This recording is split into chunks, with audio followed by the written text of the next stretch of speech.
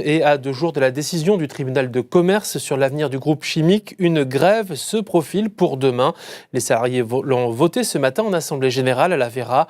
Les 5 sites de production seront bloqués ce mercredi en France. Une façon de maintenir la pression afin que les conditions suspensives au projet de reprise soient enfin levées. Les explications de Michel Montagne. Entre lassitude et colère, les salariés de Chem One écoutaient ce matin leurs leaders syndicaux réfléchir sur les actions à mener pour faire pression sur l'État, mais aussi sur Total et Arkema, les 2 principaux créanciers. Et ce, avant la décision ce jeudi du tribunal de commerce de Lyon, qui pourrait donc prononcer la liquidation de l'entreprise. La décision qui a été prise en intersyndicale, ce n'est pas d'arrêter nos installations.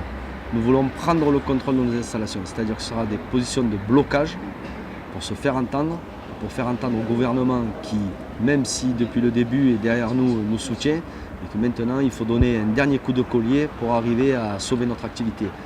L'État nous balade plus ou moins avec la connivence de Total et d'Arkema. Donc il faut réagir parce qu'on ne va pas se laisser tuer sans rien faire. Sentiment général, j'ai l'impression depuis mars 2012, on vit plus ou moins dans c'est les mêmes choses, les mêmes questions qu'on se pose. D'abord ça a été clash, là plus ou moins on sent que c'est le gouvernement derrière, mais qui apparemment ils ne sont pas trop pressés, ils ne veulent pas bouger. Nous, si vous voulez, on verra en avançant si jamais effectivement on s'aperçoit qu'au bout de quelques jours de grève, rien n'est fait, rien n'est attendu, voire de durcir le mouvement, ou voire d'aller de s'extérioriser, on ne s'interdit rien. Voilà. À noter la présence à cette assemblée générale de nombreux salariés d'Ineos qui n'étaient pas venus simplement par solidarité. Nous, Ineos, on est 1200 salariés pratiquement. Il y a Nafta Chimie qui travaille ici, il y a Chem One. Et si la plateforme est fragilisée, c'est tous les emplois qui seront menacés.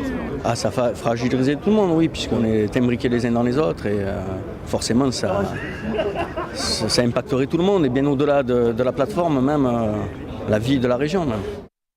Voilà, pour l'inquiétude des salariés de la plateforme pétrochimique ce matin, je vous rappelle qu'un mouvement de blocage et de grève a été voté pour ce mercredi.